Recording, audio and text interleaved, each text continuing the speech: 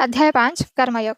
कृष्ण भावना भावित कर्म। श्री भगवान ने उत्तर दिया, मुक्ति के लिए तो कर्म का परित्याग तथा भक्तिमय कर्म दोनों ही उत्तम है, किंतु इन दोनों में से कर्म के परित्याग से भक्ति युक्त कर्म श्रेष्ठ है।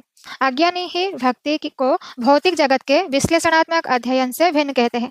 जो वस्तुतः ज्ञानी है वे कहते हैं कि जो इनमें से किसी एक मार्ग का भलीभांति अनुसरण करता है वह दोनों के फल प्राप्त कर लेते हैं। श्लोक 5। जो यह जानता है कि विश्लेषणात्मक अध्ययन द्वारा प्राप्य स्थान भक्ति द्वारा भी प्राप्त किया जा सकता है और इस तरह जो सांख्य योग तथा भक्ति योग को एक समान देखता है वही वस्तुओं को यथा रूप में देखता है।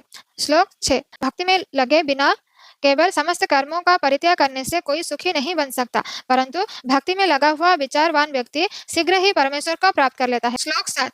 जो भक्तिभाव से कर्म करता है, जो विशुद्ध आत्मा है और अपने मन तथा इंद्रियों को वश में रखता है और वह सबों को प्रिय होता है और सभी लोग उससे प्रिय होते हैं, ऐसा व्यक्ति कर्म करता हुआ भी कभी नहीं बंधता। दिव्य भावनामृत युक्त पुरुष देखते, सुनते, स्पर्श करते, सूंघते, खाते, चलते, फिरते, सोता तथा श्वास लेते हुए भी अपने अंतर में सदैव यही जानता रहता है कि वास्तव में वह कुछ भी नहीं करता।